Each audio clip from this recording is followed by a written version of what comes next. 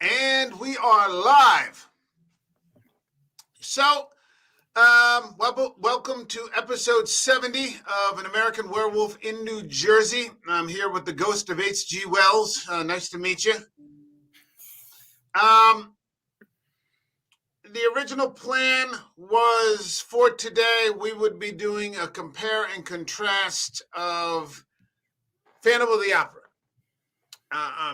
We were going to look at Lon Chaney Sr.'s silent interpretation, and then we were going to move on to the Hammer interpretation with Herbert Lom. And so we were watching over at my place here, you and I, we were watching the silent interpretation, and I was blown away. I had never seen it before. I was just floored. I wasn't terribly impressed when we did that about like at the start of the podcast, going on now, 10 months ago with Nosferatu. We a similar thing, and I wasn't terribly impressed with it. Well, I think this one was better produced too.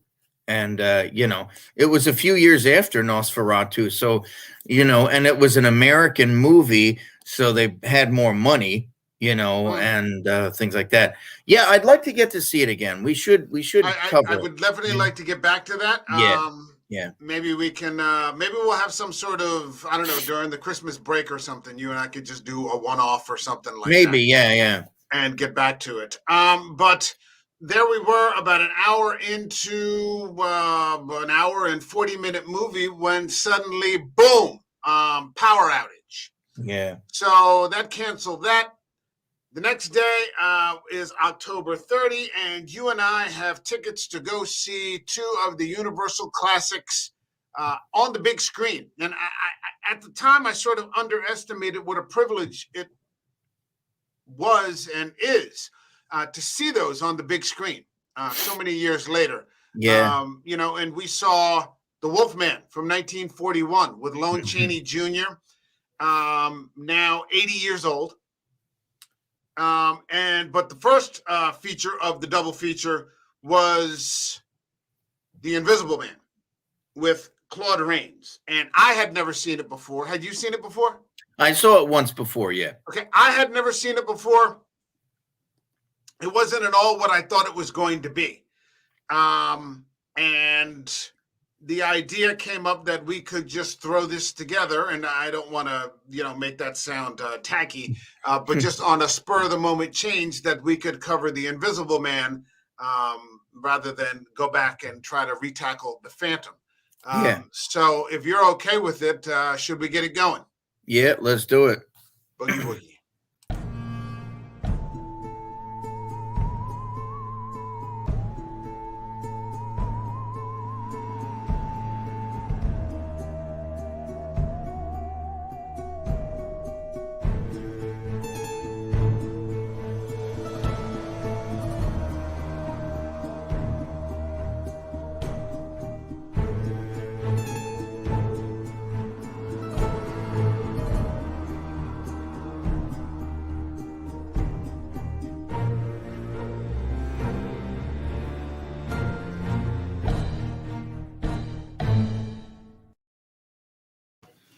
So I was suitably impressed with this to the extent that I went out and picked up a copy of the Legacy edition of The Invisible Man. Includes not just the original with Claude Reigns, but The Invisible Man Returns, which I think stars Vincent Price. Oh, really? Okay. If I'm not mistaken. The Invisible Woman, The Invisible Agent, The Invisible Man's Returns, and of course, the all-time classic, Abbott and Costello Meet the Invisible Man. Jeez. It's my understanding also that none of these movies are connected in any sort of way. Just completely different stories. But we're here to talk about the first one, which was from 1933. It was suggested originally to follow Dracula from 1931. But that didn't happen, and Frankenstein ended up following Lugosi's classic with Karloff. Karloff was originally supposed to be cast Oh, In really? the Okay. in the Claude Reigns role. Mm-hmm. I mean, this production was just kind of a mess. I think James Whale, the director, ended up leaving 2 or 3 times. He ended up Oh, walking away wow. from the production. Oh, wow. There were, Okay. I think, 3 different types of scripts. Hmm. One of them was written by a guy who inserted the Invisible Man um, to in the middle of Russia, I think, to take revenge upon the Bolsheviks. Oh, For the jeez. Bolshevik revolution, Gosh. I guess it was he made one of the first anti-communist scripts or something along Oh, those lines. wow. Jeez. And he was fired the very next day or something like that after he submitted Man. it. There was another script that was supposed to be a combination of Phantom of the Opera with Dr. Jekyll and Mr. Hyde, with Oh, maybe my some gosh. religious But overtones. shoot. They weren't based on Wells' Why don't they just stick to story. the source material? They Stick were to the well, no, novel. they were basing it on another story of invisibility. And Stupid. I can't remember exactly what it was, the name of the script, but eventually, they end up going with Wells' Yeah. tale, and kind of here we are. Yeah, Uh, I think it's a dope movie. I mean, I read the book back in college, I guess. And Wells, there's always that argument between there's always the argument that Wells between Wells and Jules Verne, who was the father of science fiction. Um, I think it's Jules Verne. I adore Jules Verne. Jules Verne was more of the kind of fiction, science fiction, fantasy. He kind of gave birth to the whole steampunk subgenre. Wells was more like kind of scary science it was fiction. darker. Yeah, he did darker It was stuff. darker. The book of the Invisible Man is insane because in that movie, he is insane from the very beginning. He's not driven insane from the experiment. He's he's an albino in the book, and he's working on some experiment in like optics or something like that, and ends up turning himself invisible, but he kills way more people in the book than he does in the movie. He's like a straight up homicidal maniac, just from day one. And there's no girl in it, and the stuff with Kemp is a small part of the book and everything like that. But the movie starts very much like the novel, where he goes to the inn. And Well, go ahead. no, I was going to say for a movie made in 1933, the special effects are absolutely fabulous. That's, I think, what makes this movie stand out. I think the Invisible Man kind of gets lost in the shuffle of the Universal monsters, the big ones. You have the big five, the big five. You have Dracula, Frankenstein, Wolfman, Mummy, and Creature from the Black Lagoon. But Invisible Man kind of gets lost in the shuffle. Well, But this was probably, I mean, at least in terms of critical acclaim, probably the highest rated of the bunch. yeah, I mean, I forget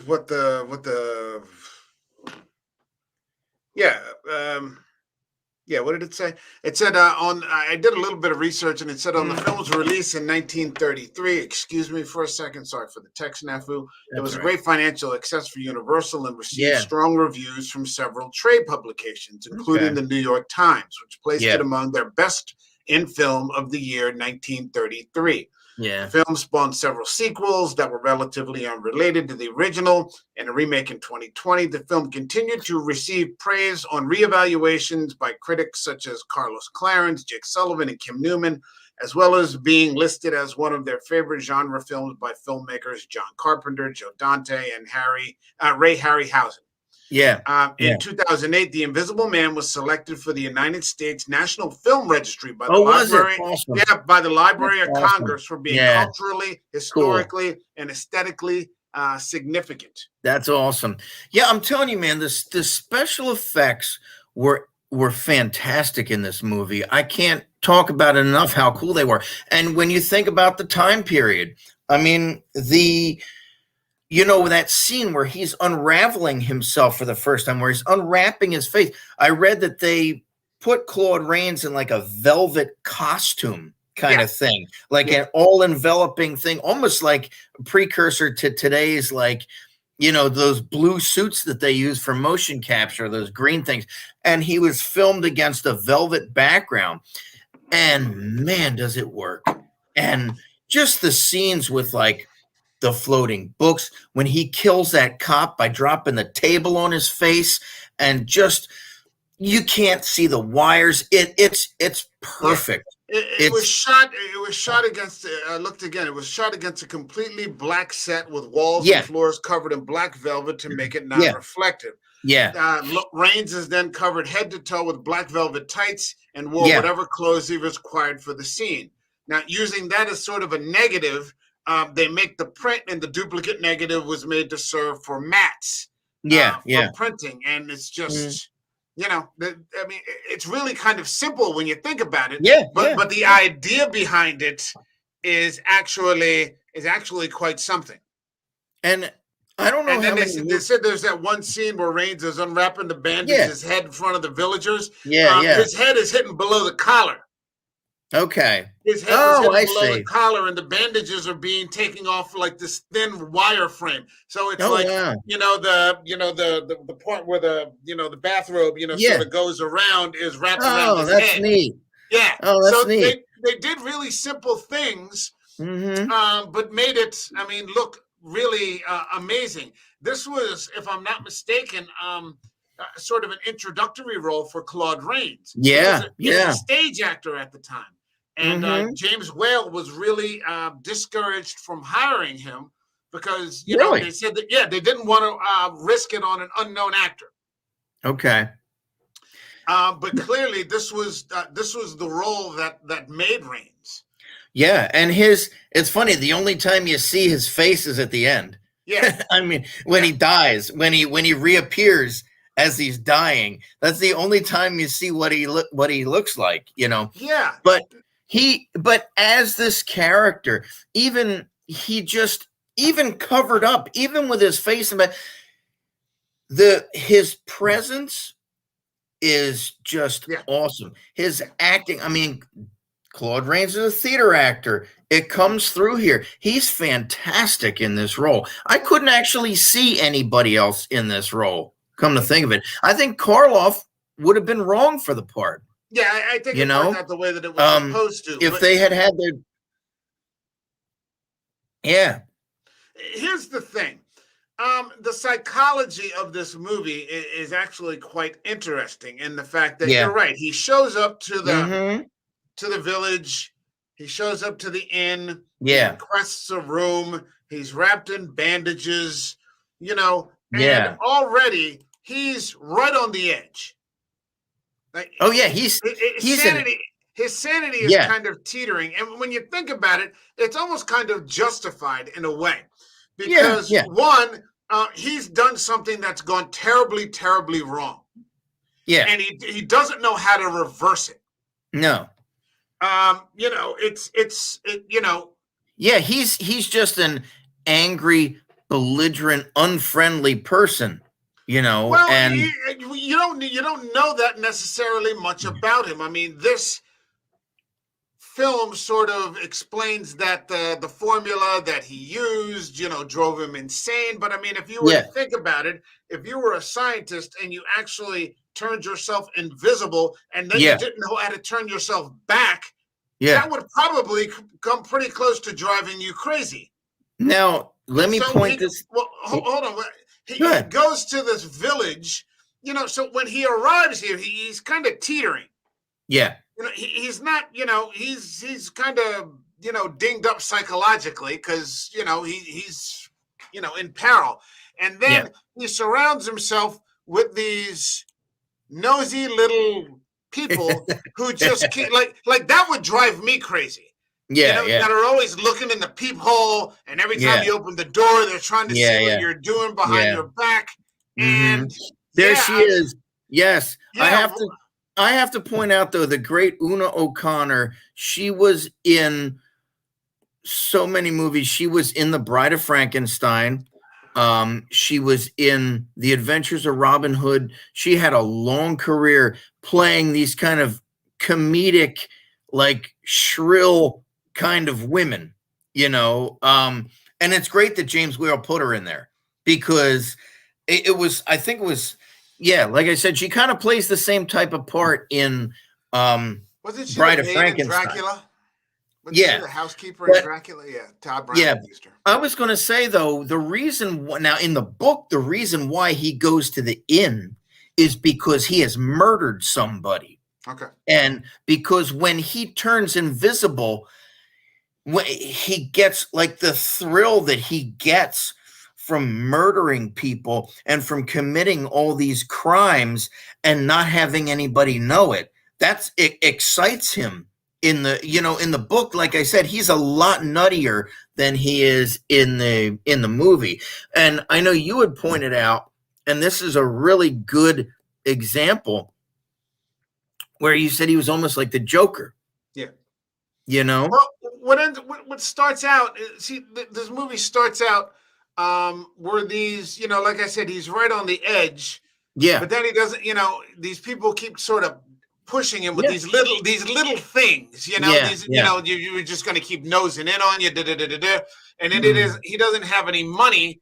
So they These end up guys are calling great. the police on him, and then Yeah. he just sort of snaps. And Yeah. because all he really asks is just kind of to be left alone, at least in the Mhm. movie. I'm not talking about Wells's book. No, I Like understand. Yeah, yeah, yeah. but Yeah. what ends up happening, it starts out where he snaps, and it just kind of starts out as pranks. Yeah.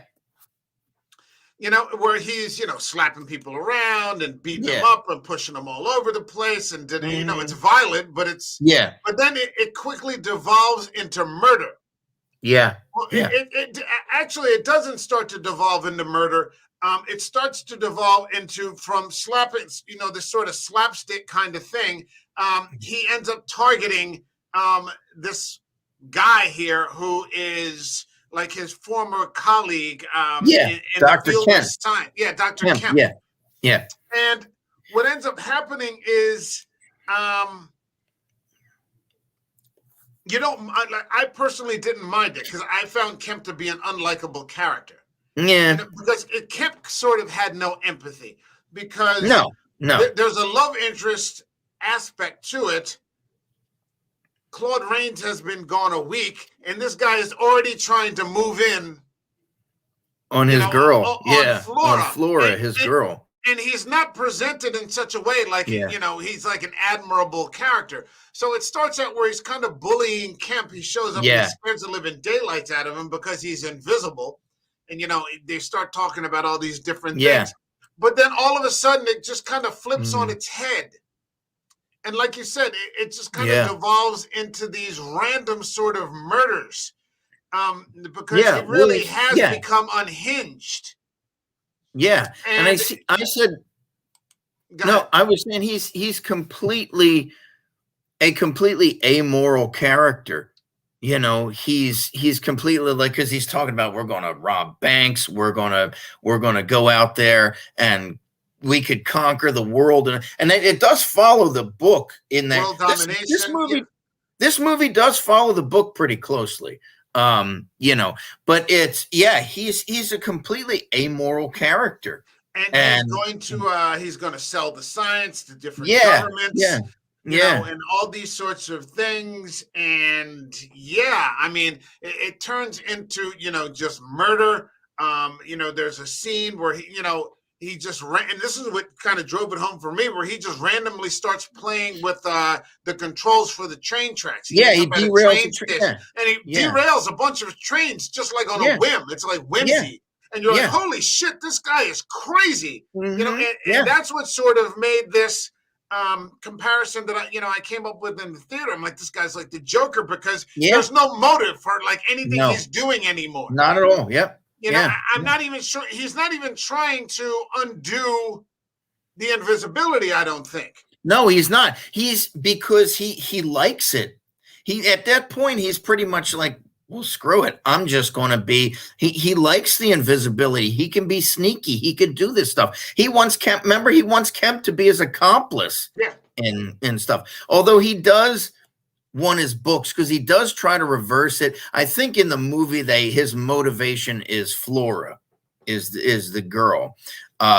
You know, like when he goes back to the inn to get his books and stuff like that, he is trying, I think, but I think he just gets carried away in the enjoyment of his invisibility. Well, what also happens at that time is law enforcement gets involved. Well, yeah. So he no longer has. I mean, and these are like almost all of like London and the UK like goes into lockdown over this guy because they actually believe, you know, that there's an invisible man out there committing murders, committing crimes. Oh yeah, His plans to reverse the procedure get derailed because one, he's committing murders, and two, he has like the entire police force, like actively and, you know, reasonably intelligently kind of looking for him.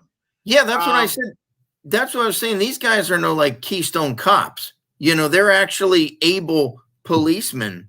And what I liked was like their method, and I think this is in the book too, their methods of trying to catch him, you know, were not like so far, because really, when you think about it, how do you catch an invisible criminal? I mean, what are you going to do? You have to think outside the box. And, you know, I liked that aspect of it where these guys were competent. The chief of police or whoever that guy was like, he was a competent guy. They weren't like goofy cops falling all over the place, you know. At first they were. And so it was easy to become dismissive, at least for me as a first-time watcher. Yeah. Saying, okay, here comes another idiot. But you end up realizing some of these guys, or at least the senior leadership. Yeah. Not, they're not idiots. Mm-hmm. Yeah. And they did, I know they did, from what I understand, they did change the ending a little bit in the movie the same thing happens with him in the barn and all that, and they see his footprints and everything. But in the movie, they shoot him. In the book, I think they all just beat him to death with their billy clubs. The cops just beat him. Actually, no, I think it's like I don't know if it's the cops or the villagers or somebody. They corner him in the barn, and he comes running out, and they just beat the crap out of him and just totally bludgeon him to death. And then he's just laying in the snow, and he reappears as he's dying. Like they don't even put him in the hospital. I thought it was a stupid way for him to go. Yeah, him getting shot. Yeah, I didn't. Yeah. I wasn't crazy about the ending. You know, again, I didn't really. I mean, and that's just the way these movies were made back then. Yeah. They ended very suddenly. Yeah, I think. It's almost like they were like, "Okay, time's up. We're done." Yeah, we have a clock to punch. You know, we can't go over 75 minutes or something like that. Yeah. Well, I guess I could have used another 15 minutes in this movie. One, I kind of would have appreciated, and I guess this isn't in Wells' narrative. You know, some sort of. Is he the protagonist or the antagonist? He's kind of both. There's no redeeming qualities about him in the book. Right, but if he's a Joker, I would have appreciated sort of a Batman type character. Yeah, okay. You know, someone who would have been his equal, you know, instead of like there's nobody really to focus on as to who is, going up against him. There's nobody to root for. Yeah. No, there isn't. The only person you're sort of rooting for is Flora. Yeah. You know, because she's a woman, no one listens to a damn thing that she says. I thought it was really interesting when we saw both of these movies, the way that women were sort of portrayed. Yeah. You know, I mean, it was just, it was very misogynistic back then. And that, I don't think it was done necessarily on purpose. I think we were saying that that was just the way it was done back then. Yeah. And ironically, at the same time, what ends up happening? Okay. Go ahead. Go ahead. I was going to say, I don't know if it is misogynistic necessarily, because at the same time, it's the women, or at least it was Flora. I can't remember so much with the Wolfman. I think it was that case too, though. The women have the best ideas. Yeah. The women, I mean, in the script have the best ideas over all the men, but the men don't listen. Exactly. And then, it turns into catastrophe. Yeah, and the men end up getting killed or something happens to them. Yeah. It gets violent, and because it's a Universal monster movie, it gets violent, it gets bloody, and all these different things. Yeah. And I mean, I thought that was interesting. I mean, even the way, a reasonably admirable character like Larry Talbot in The Wolfman. He's like spying on that woman in her. In her room, and then he comes into her and he's like, "Well, I saw you wearing that in your room," and she's like, "What the fuck," and then she's okay with it. She kind of just laughs it off, like, okay, like, okay, but no, I was gonna say, I think they're. I mean, I could be wrong, but maybe they're going back to the ending for a minute. Maybe their decision to shoot him was a little better than having him getting beat to a bloody pulp in the snow like he does in the book. So it's probably just a little cleaner. But his, for everybody out there who is a fan of this movie, you might have noticed that Flora was played by Gloria Stewart, who some of you youngsters might know as the old lady from Titanic, the old Rose. And she lived pretty long. She was like in her 90s, I think, when she passed away. And she had stopped acting for a while. I was reading about her. She had stopped acting in like 40s or 50s. And for a long time, she was an artist. She was a visual artist. She did a lot of artwork with all different kind of mediums and stuff. And then she got back into acting in like the 70s and 80s, I think. So she took a good 20, 30 years off, and Claude Reigns, as we know, was just he was just fabulous in everything he did. I mean, what we saw essentially was a Claude Reigns double feature. Really. He was John Talbot, in The Wolfman. Yeah. And I say again one more time, if they, in that remake, Joe Johnston's remake, if they had let Anthony Hopkins play the Claude Reigns role, as that idiot, that almost buffoon, he's a fool. Yeah. Ultimately he proves to be a tragic fool who ends up murdering his own son. Yeah. Instead of what they ended up using Hopkins for, actually. Although I pointed out, I think I could see Claude Reigns as closer to Brian Cox.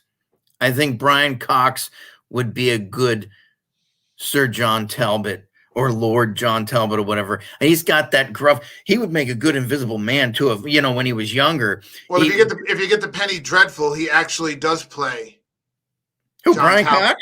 Yeah, he plays John Talbot. Oh, that's awesome. Well, that's cool. So you got to get to that. You got to get to that season of Penny Dreadful. Okay, because I love Brian Cox, and he's fantastic. Claude Reigns has that kind of Brian Cox, kind of manner about him, and I think Claude Reigns, he had a career going well into like the 60s. I think he was also King John in The Adventures of Robin Hood, or Prince John, whichever. Bad King John. Yeah. He ends up playing in Casablanca. Yeah. Wasn't he had quite a storied career. He played, I think his last role was in The Greatest Story Ever Told. He played King Herod. I think that was his last one. Okay. But he was it, man. He was a cool actor. And I didn't really know who any of the other actors were outside him and Gloria Stewart, but I found out later that the guy who played her father was he was Henry Travers. He was best known for you Christmas movie fans out there. He was best known as Clarence, the guardian angel from It's a Wonderful Life. That was his most well-known role, in the U.S., because I think he was a British actor. You take this movie for what it is. Yeah. but you also take it for the time period. Yeah. And so, like all of these movies, especially in the 30s, I mean, The Wolfman didn't come out till 10 years after Lugosi. Yeah. But you take all those movies and you just say, this must have scared the hell out of people. Oh, yeah. Oh, yeah. You know, and I'd like to get to a point where we maybe start to talk about in more detail some of these universal, classics. We've done Todd Browning's Dracula. I think that was the second episode we ever did. Yeah. But you think about Karloff, and what people must have thought, in that opening scene where he kind of moves in backwards through the doorway the first time you see him as the monster. That because nobody had ever seen anything like that before. No. And so for 33, even by, like you said, these special effects, it's a really simple idea, but like nobody had ever thought of that before. That must have just been revolutionary. Oh, yeah, it definitely was, I think. I don't think any movie up until that point had an invisible that. An invisible actor, That could pull it off like that, know, and quite yeah. I mean, it was, and I'm sure for the time period, the Wolfman was pretty scary. I mean, I could only imagine people screaming when he first shows up. I'll tell you what, in that one scene, and I love the set where they're in the woods. Yeah. That was a beautiful set. And that one set where he kills that caretaker and the caretaker looks and he's just kind of lurking under that tree. He's just hanging back, just looking at him. And you're like, what the hell is that? That's a creepy scene, Yeah. I mean, this one, I think Invisible Man in terms of like scare factor. I think this one's movie. No, this one's definitely lighter. It's really not. It's a science fiction movie, and it's the dangers of science, and that's kind of what, like we said, H.G. Wells wrote about dark science fiction. All his movies, like The Island of Dr. Moreau, The War of the Worlds, all his stuff was about these like kind of, science gone wrong or something like that, alien invasion, things like that were a lot darker. I mean, people getting zapped into ash in War of the Worlds, stuff like that. So, and this is essentially in the book, Dr. Griffin is just a homicidal maniac. I mean, it's really interesting stuff. I mean, I don't know much, I wish I knew more about Wells than I do, but his stuff was pretty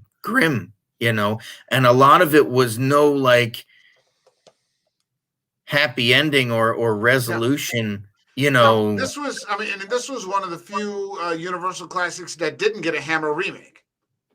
It was the only of the. Wow. They didn't do Creature from the Black Lagoon. No. Yeah. But they did a Mummy. They did, Dracula, obviously, Curse of the Werewolf. You and I covered that.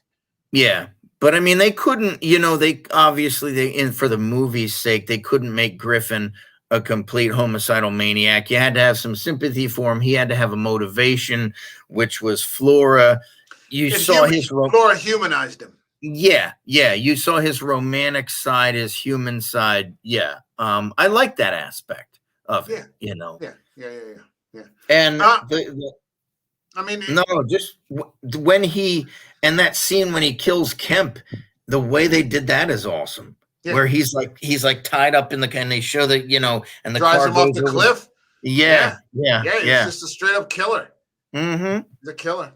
I mean, like you said, even that that War of the Worlds that came out 20 years ago, the one with Tom Cruise. That's a grim movie. Yeah, it is. It's a grim movie. It is. It's just, and then you have 20 years ago, you have Around the World in 80 Days with Jackie Chan. That's Jules Verne. Yeah, that's completely different tone. Oh, yeah, because Verne, like I said, Verne was the more, I guess it could be argued he was more science fantasy, although I consider him the father of science fiction, but he had the more fantastical elements. H.G. Wells was more science-based because he had a science background. This He is was yeah, this strikes me more as like a fantasy thriller or something like that. I Not guess. exactly, you know. I think maybe the movie more so than the book. Yeah, well, of Um, course, yeah, I haven't read the yeah, book. yeah. Like I Uh, said, this has more comedic elements in it. This movie, with the bumpkin people and stuff in the village and Una O'Connor shrieking all over, and I think more so than like in Dracula. I can't think of any real comedic elements in that. well, she Uh, does. She and that one caretaker, they have a couple of scenes. Yeah, and then in Frankenstein, No, they were very Frankenstein's completely humorless. yeah, that's the thing. Like, so that's what I mean. This one was lighter, in that sense. So, I mean, they came out with a remake. I think about 2 years ago. I'm not watching it. No, I think it might be. I think it's slightly woke. It took on a domestic violence Oh, sort of tone. That was the subplot. That it was the guy and he was oh, like stalking his wife or something like oh my that, and that gosh. kind of thing. So They've done so many Invisible Man movies, and none, like, what was that one with Kevin Bacon, Hollow Hollow Man? Man. That was Elizabeth Shue though. Yeah, it was So. just that was too. I don't know. This way again, you can't outdo the original in this case, and all the Universal movies, you really can't top them. I mean, as far as they pretty much, like that guy said in the thing we saw in the beginning, they pretty much invented the horror movie, Universal, Yeah. and they did it right, so. Well, I think that's probably as good a place as any to bring this to a close for an Yep. impromptu episode. Yeah. Thanks once again to the ghost of H.G. Wells popping in to shoot the breeze a little bit. We'll be back next week with, if I'm not mistaken, you and I, we're going to be moving away from horror a little bit to more of a thriller. With an old classic with Robert Mitchum, of all people, Yes. Night of the Hunter. Yes. And then Fantastic movie. that will be next Wednesday. And then on Thursday, we've got quite a large panel because we're putting together Starship Troopers. So there's it's going to be me and Eric and Jocelyn, and then I got Marty coming over from Trash Picture Show in Ireland. Wow. Yeah. We're Nice. gonna be having some fun with that one because everybody has to do their part when it comes to Starship Troopers. So, jeez. Looking forward to that. And I guess that's it for tonight. We'll see you again next week. And until then, don't waste your time with bullshit. Good night.